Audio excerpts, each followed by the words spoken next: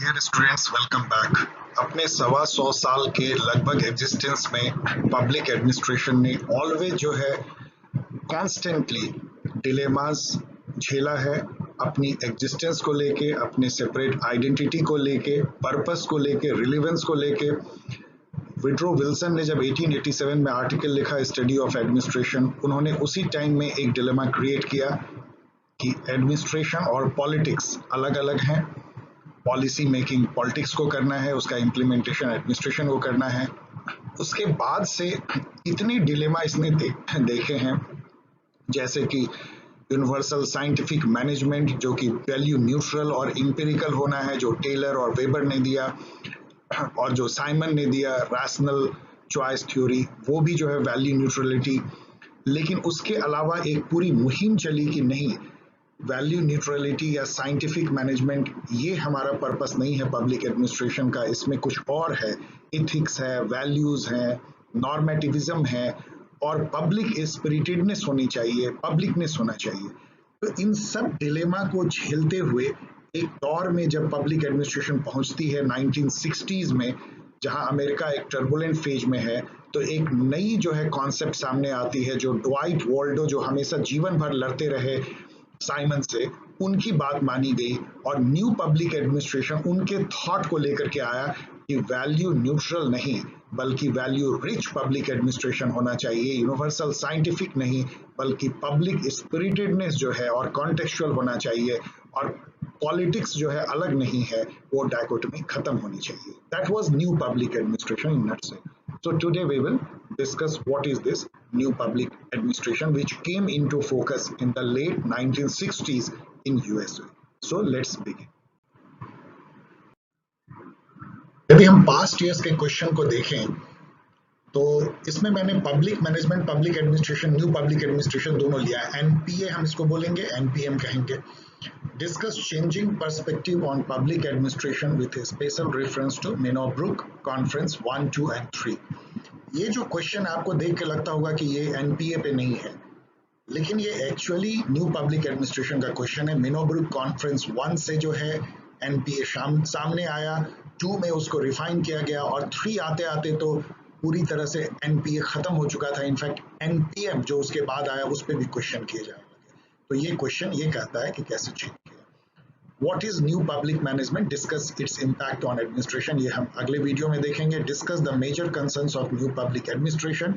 वो इस पे देखेंगे। Write an essay on new public management. Run of the mill question है एनपीएम पे, हम लोग नेक्स्ट वीडियो में। And notes on new public administration, जो इसको पढ़ के आप आसानी से कर सकते हैं। यदि आप क्वेश्चन देखें तो आइदर आपको एनपीए पे आएगा या एनपीएम पे, या ऐसा भी हो सकता है कि एनपीएम पे फुल क्वेश्चन हो और नोट्स जो है एनपीए से हो। एनपीएम के मुकाबले में, न्यू पब्लिक मैनेजमेंट के मुकाबले में थोड़ा कम इंपॉर्टेंट है एग्जामिनेशन पॉइंट ऑफ व्यू से, लेकिन आपके लिए, पब्लिक एड के स्टूडेंट के लिए जानना बहुत जरूरी है कि वो क्या दौर था जिसमें कि एनपीए आई और उसके कोर थॉट क्या थे। आइए यदि एनपीए के बैकग्राउंड और इवोल्यूशन पे थोड़ी एक नजर डालें। जैसा मैंने आपको बोला कि ये जो है 1960s में जो यूएसए की जो कॉन्टेक्स्ट थी, तो उस समय का उसका इन्वायरमेंट था जहाँ पे कि बहुत टर्मोइल हो रहा था, सोशल अनरेस्ट था, ब्लैक्स एंड वाइट्स के बीच में वियतनाम वॉर हुई थी, और उसके बैकड्रॉप में सोसाइटी में बहुत एंगर था और कैंपस प्रोटेस्ट हो रहे थे। जो एडमिनिस्ट्रेशन है, जो पब्लिक एडमिनिस्ट्रेशन या ब्यूरोक्रेटिक स्टेट है, उस पर क्वेश्चन किए जा रहे थे कि वो अपने ही जो है ब्यूरोक्रेटिक वॉल में छिपे हुए हैं, रेड टेपिज्म है, सिटीजन से बहुत दूर है, अपने रूल रेगुलेशन जो वेबेरियन जो ब्यूरोक्रेसी है इम्पर्सनल, उसमें वो हैं, अपने साइंटिफिक मैनेजमेंट कर रहे हैं, पता नहीं क्या कर रहे हैं, पीपल के प्रॉब्लम से दूर हो गए। उस कॉन्टेक्स्ट में मिनोब्रुक जो कॉन्फ्रेंस है, आपको जानना चाहिए कि 3 कॉन्फ्रेंस 20-20 साल के अंतराल पे सिराकूज यूनिवर्सिटी ने करवाए।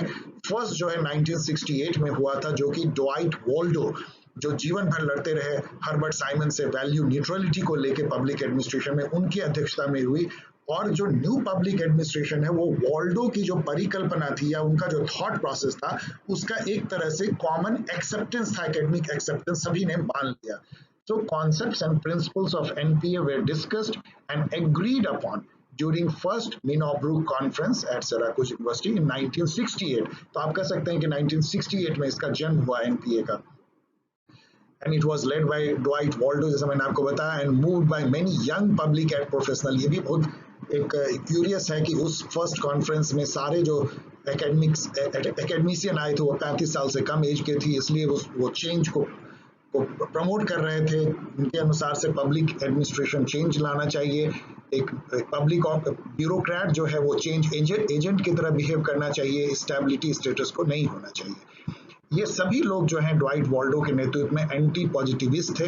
आपको पता है पॉजिटिविस्ट क्या होता है, जो कि इंपेरिकल, जो साइंटिफिक फैक्ट और एक्सपेरिमेंट बेस्ड ही फैक्ट को देखता है, किसी भी चीज को ऐसे सब्जेक्टिव वे में या नॉर्मेटिव वे में पसंद नहीं करता है। तो ये लोग एंटी पॉजिटिविस्ट थे, एंटी टेक्निकल थे, या जिसको साइंटिफिक मैनेजमेंट कहते हैं, एंड प्रो चेंज थे। कॉन्टेक्स्ट आपको मैंने बता दिया। उस समय में जो वाइड स्प्रेड फीलिंग थी वो मैंने आपको बता दिया कि पब्लिक एडमिनिस्ट्रेशन अलूफ हो गया है पब्लिक से ही, उसमें पब्लिक स्पिरिटेडनेस घट गई है। It was more focused on rule regulation, institutional norm, status quoist हो गया है, टेक्निकल हो गया है। इट सर्व करता है अपने politically more powerful small minority like large farmer, big corporate, elite groups को। ये जो मार्जिनलाइज्ड ग्रुप है जिसके पास वॉइस नहीं है, जो माइनॉरिटी है उसकी ये नहीं सुनता है, ये सब कंसर्न को लेकर के न्यू पब्लिक एडमिनिस्ट्रेशन सामने आई ड्वाइट वाल्डो के अध्यक्षता में फर्स्ट मिनोब्रुक कॉन्फ्रेंस में। ये आपको याद रखना है। अब ये क्रक्स है, ये जो लंबा आपको दिख रहा है क्योंकि मैंने आपके नोट्स के लिए दिया है। What was new in NPA, इसमें जो न्यू पब्लिक मैनेजमेंट में न्यू क्या था, तो ये इसका कोर थीम भी है, सोशल इक्विटी। ये सबसे बड़ा इसका न्यूनेस था। इसके पहले पब्लिक एडमिनिस्ट्रेशन में इफिशिएंसी और इकोनॉमी पे जोर था। इसमें उन्होंने थर्ड जो है गोल जोड़ा, थर्ड पिलर जोड़ा, वो था सोशल इक्विटी। सोशल इक्विटी क्या है? To enhance the political power, resource distribution and socio economic well being of disadvantage and marginalised people, जिनके पास आवाज नहीं है, जो गरीब हैं, मुस्लिम है, जिनकी कोई सुनता नहीं है, जो स्लम में रहते हैं, जो मजदूर हैं, लैंडलेस लेबर हैं, या जो ऐसे रेस से लाइक ब्लैक्स जो हैं अमेरिका में हो, या इंडिया में जो निचली जाति के लोग हैं जिन पर अत्याचार होता है, ये सब लोग जो हैं वो उसकी सुनना, मतलब एक तरह से सोशल जस्टिस लाना समाज में, ये जो है सोशल इक्विटी है। इसके अलावा पॉवर्टी हटाना, हंगर हटाना, डिजीज, इलिटरेसी, इनइक्वालिटी, होपलेसनेस, इसको कम करना, ये सोशल इक्विटी है। In nutshell it was social equity and social justice, जो कि रॉल्स ने कहा था कि जस्टिस एज फेयरनेस, सबको कुछ मिलना चाहिए। तो सोशल इक्विटी के बाद सबसे बड़ा इसका जो कोर थीम था वो था कि वैल्यू न्यूट्रल नहीं होना है। तो मैं आप बार बार बोल रहा हूँ कि ये वैल्यू रिच था, वैल्यू लेडन था, नॉर्मेटिव था। मतलब पब्लिक एडमिनिस्ट्रेटर वैल्यू से न्यूट्रल नहीं हो सकता है। एक ह्यूमन है, उसका अपना वैल्यू, वो वैल्यू अच्छा होना चाहिए, वो वैल्यू पब्लिक स्पिरिटेडनेस की तरफ होना चाहिए, वो वैल्यू इमेंसिपेटिव होना चाहिए, इगैलिटेरियन होना चाहिए, इक्वलिटी लाने वाला, वो वैल्यू ऐसा होना चाहिए इसमें मोरल रिस्पॉन्सिबिलिटी सोसाइटी का पब्लिक एडमिनिस्ट्रेटर अपने ऊपर ले, वो वैल्यू न्यूट्रल नहीं हो। इसके अलावा उन्होंने कहा no to politics administration dichotomy. ये भी मैंने आपको बताया कि नहीं, ऐसा जो विड्रो विल्सन ने कहा था ये ठीक नहीं है। एक पब्लिक एडमिनिस्ट्रेटर को पॉलिसी भी बनाना है और उसको इम्प्लीमेंट भी करना है, पॉलिसी बनाने में अपने पॉलिटिकल जो लीडर है उसको हेल्प करना है। देन चेंज ओरिएंटेशन, ये भी मैंने आपको बताया कि इसमें स्टेटस को हेट किया जा रहा है। Public administrators must become as a social change agent, उसको चेंज लाना है, स्टेटस को नहीं लाना है। समाज में जो है ऐसी परिवर्तन लाना है जो समाज को ज्यादा इक्वल बनाए, ज्यादा जस्टिस उसमें लाए, और कम जो है वेजेस जो है, मतलब समाज में जो दरार है वो कम हो। क्लाइंट ओरिएंटेशन, इसका मतलब ये है कि सिटीजन सेंट्रिक एडमिनिस्ट्रेशन होना चाहिए। सिटीजन जो है पार्ट होने चाहिए एडमिनिस्ट्रेशन के, वो एक दूर में बैठे हुए कोई ऐसा नहीं होना चाहिए कि हम आपके लिए बने हैं, हम आपको कुछ दे रहे हैं। वो पार्टिसिपेटिव होनी चाहिए, जिसको बोलते हैं democratic administration. Focus more on problem solving then institutional rule regulation structure. आपको अभी भी इंडिया में फील होता होगा कि ब्यूरोक्रेट होते हैं वो अपने रूल रेगुलेशन, ऑर्गेनाइजेशनल वैल्यूज, उससे इतने गाइडेड होंगे, बोलेंगे भाई हमारे ऑर्गेनाइजेशन में तो यही रूल है।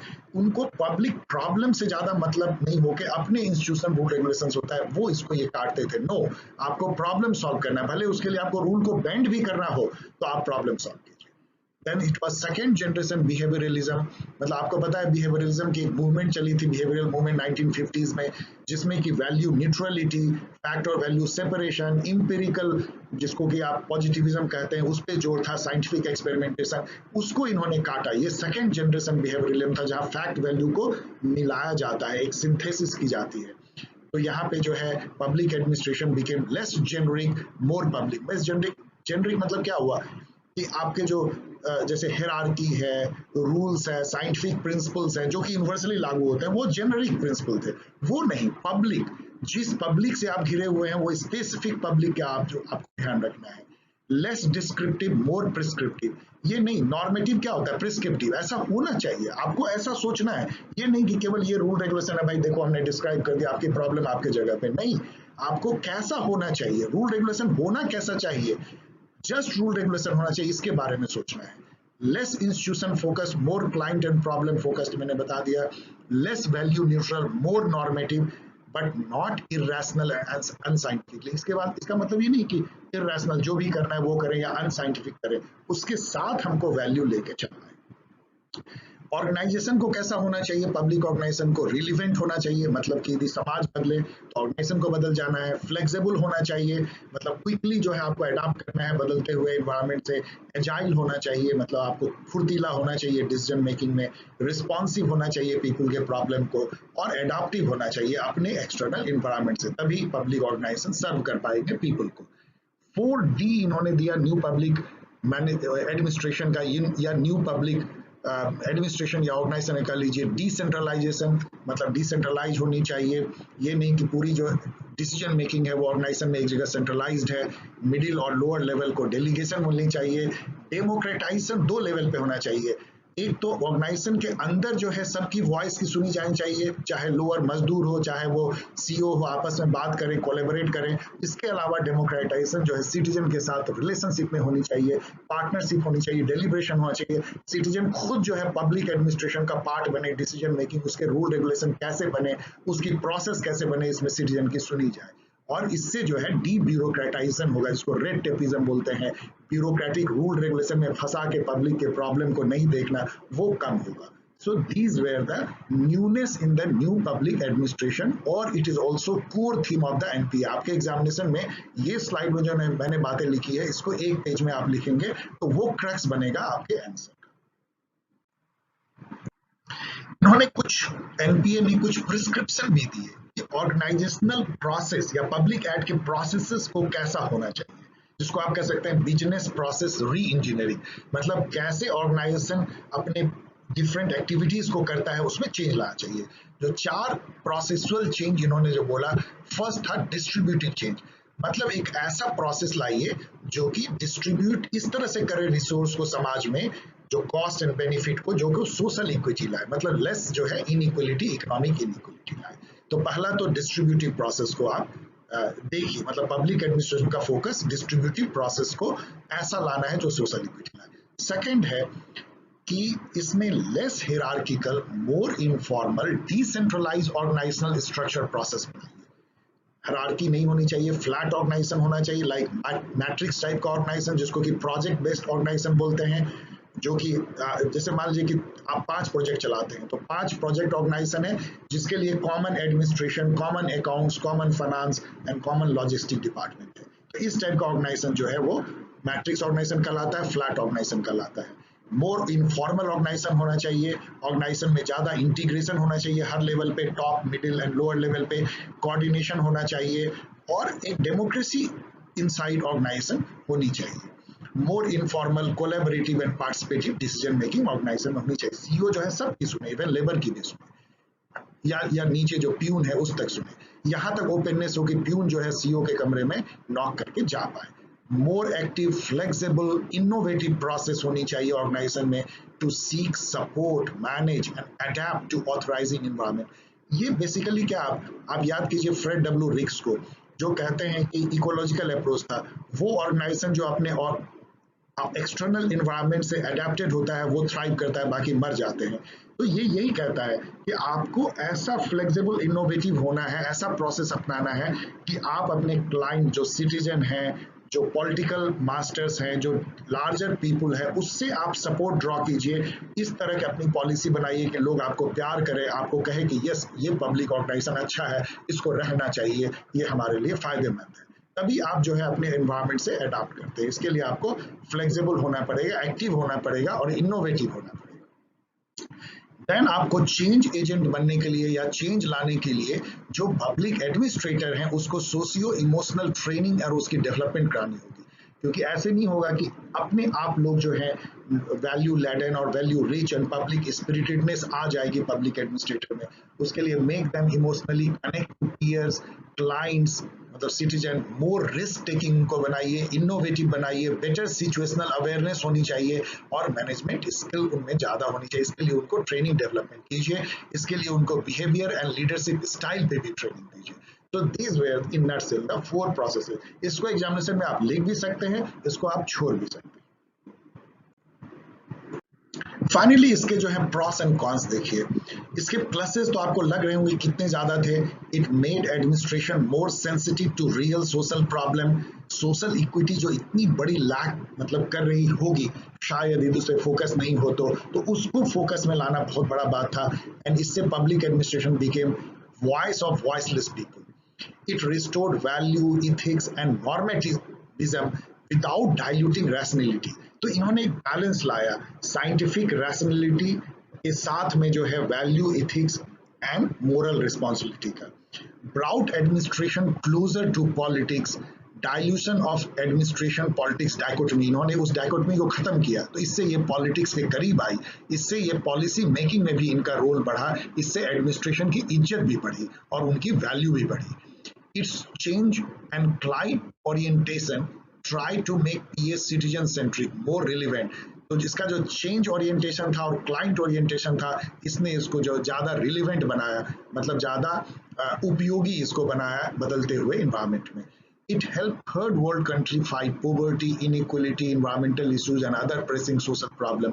तो इसने कुछ तो हेल्प किया। आप देखेंगे 70s 80s के बाद भारत में भी तो पब्लिक एडमिनिस्ट्रेशन में से सिटीजन चार्टर की कॉन्सेप्ट आई, सिटीजन्स के राइट की बात आई, ज़्यादा पब्लिक जो रिस्पॉन्सिवनेस पब्लिक ऑर्गेनाइजेशन की बढ़ाने की बात आई, ओपननेस आया।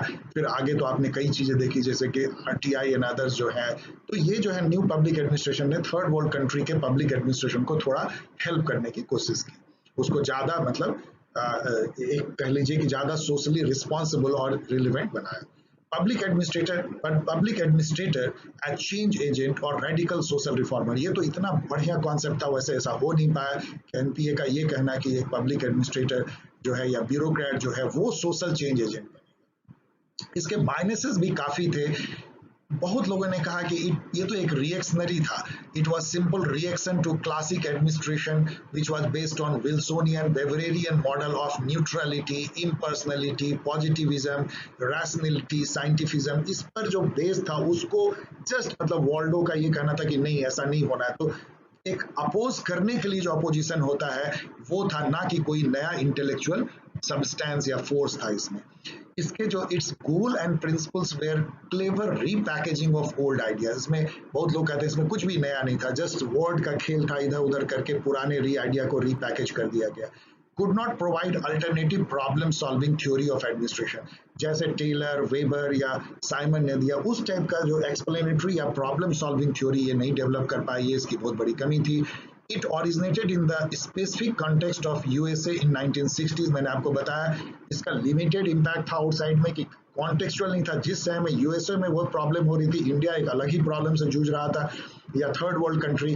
तो न्यू पब्लिक एडमिनिस्ट्रेशन का इम्पैक्ट जो है बहुत लिमिटेड रहा। इनफैक्ट इंडिया में आते आते वो न्यू पब्लिक मैनेजमेंट में बदल गया, NPM में बदल गया। तो इसीलिए इसका जो है इम्पैक्ट यूएसए के बाहर उतना अच्छा नहीं रहा या उतना वाइड नहीं रहा।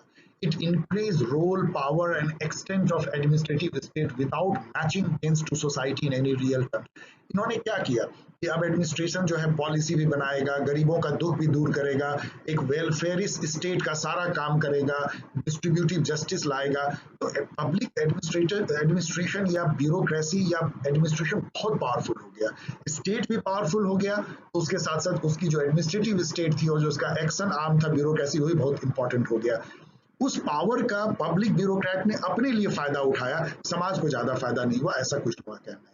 It increase hostility between administration and elected political executive. आपको पता है कि इन्होंने जो है डायकोटमी को खत्म करने की कोशिश की। इसका मतलब है कि पॉलिटिक्स यानी पॉलिसी मेकिंग या पॉलिसी डिसीजन जो है अब ब्यूरोक्रेट भी करेगा, तो इससे नेचुरली पॉलिटिक्स के साथ में या पॉलिटिशियन के साथ में इनका जो है हॉस्टिलिटी बढ़ी एडमिनिस्ट्रेशन की। ये भी इसका एक माइनस है। तो these are the pros and cons of NPA, ये आप एग्जामिनेशन में जरूर लिखें। फाइनली जो है हम सभी वीडियो में मैं कोशिश करता हूं कि जो प्रोमिनेंट कंट्रीब्यूटर उनको याद करें, इसके थ्रू आप एग्जामिनेशन में आप रिच आंसर भी लिख सकते हैं। सबसे पहले हम याद करते हैं ड्वाइट वॉल्डो को। ये तो मैंने कितनी बार इनका नाम लिया होगा। अमेरिकन पॉलिटिकल साइंटिस्ट थे, most influential modern public ad scholar आप कह सकते हैं। He led the NPA movement by heading the first Minnowbrook conference. मैंने आपको बताया his idea of value positive normative, socially responsible, dynamic and relevant public organization deeply influenced NPA movement। तो in fact जब हम NPA कहते हैं वो ड्वाइट वाल्डो की जो थॉट प्रोसेस है उसका ही मैनिफेस्टेशन है या उसी का प्रतिरूप है। इन्होंने बुक लिखा द एडमिनिस्ट्रेटिव स्टेट 1948 में, ideas and issues in public administration 1953 में, और public administration in time of turbulence 1971 में। केवल मैंने 3 लिया, इन्होंने काफी लिखा है। देन सेकंड हम याद करते हैं एच जॉर्ज फ्रेडरिक्सन को, जो कि एक अमेरिकन पब्लिक, यहाँ पे सॉरी कुछ स्पेलिंग मिस्टेक है, पब्लिक एडमिनिस्ट्रेशन स्कॉलर हैं। ही coordinated second Minnowbrook conference in 1988। आपको मैंने बताया कि 20-20 साल पे जो है 3 मिनोब्रूक कॉन्फ्रेंस हुए हैं। फर्स्ट 1968 में जिसमें एनपीए आया, सेकंड 1988 में जो कि फ्रेडरिक्सन ने जिसको हेड किया, जिसमें कि एनपीए पे और व्यापक चर्चा हुई कि एनपीए क्या कर सकता है, और थर्ड 2008 में हुई जिसमें कि ग्लोबलाइज जो वर्ल्ड है उसमें पब्लिक एडमिनिस्ट्रेशन कहा जा रहा है, और एनपीए के बाद जो एनपीएम आया जो न्यू पब्लिक मैनेजमेंट, उसके डिवाइस पे चर्चा की गई कि क्या वो भी खत्म हो चुका है, तो पब्लिक एडमिनिस्ट्रेशन अब किस डायरेक्शन में जाना चाहिए। ये 2008 में हुई। तो फ्रेडरिक्सन ने सेकंड मिनोब्रूक कॉन्फ्रेंस को हेड किया। He propose social equity as third pillar of PA.